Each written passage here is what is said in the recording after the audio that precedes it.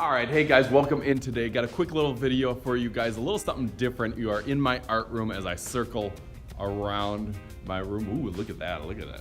Fantastic, I love this room so much. But I got a little quick video, guys, on how I make my art videos. I wanna show you guys how I make my art videos. People are always asking me how I make my art videos. So I wanna take a little tour over here. I gotta be careful so I don't step on anything, but I wanna show you guys, I'm gonna flip the camera around. As I flip my camera around, this is how I make my videos. This is usually the scene that you are used to seeing. As you can tell, I usually have, some of my tools and some of my supplies. Future video coming up here on a silhouette drawing. But what I have is one of these awesome little devices, and this was at $5 below what I got. And this is a pink one that actually my daughter uses and she got. But it has a little gripper onto the table that you can attach to any table, or I guess any chair or any stool onto there. And then so I just can be able to clip it right onto the edge, and then I kind of put a little bend into it, and then it has this little arm that just your phone attaches onto there.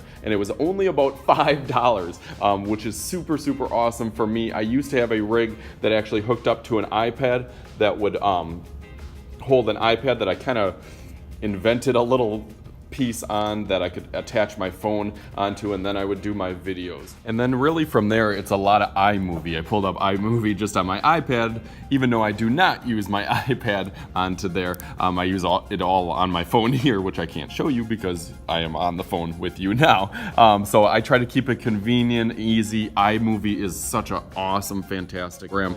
It has a lot of built-in features that just work super easy when especially you have your phone right on you, right with you. It has all your videos, it has all your text emojis and stuff that you can add to it. It's just a really, really good way and convenient way for me to do all my videos right in the palm of my hand or in my pocket that I have at all times. Anytime an idea sparks me, I can grab my phone out of my pocket and go in and start shooting onto there. But doing them with this thing is so much better. It's definitely something that I would recommend for any art teachers doing videos, or anybody in general doing videos, because you can tilt it. You can kind of tilt it into different views. So sometimes I'll be like in front of the classroom that I can kind of tilt it onto there, or you can kind of twist it into that way. You can actually use it as kind of like a GoPro also.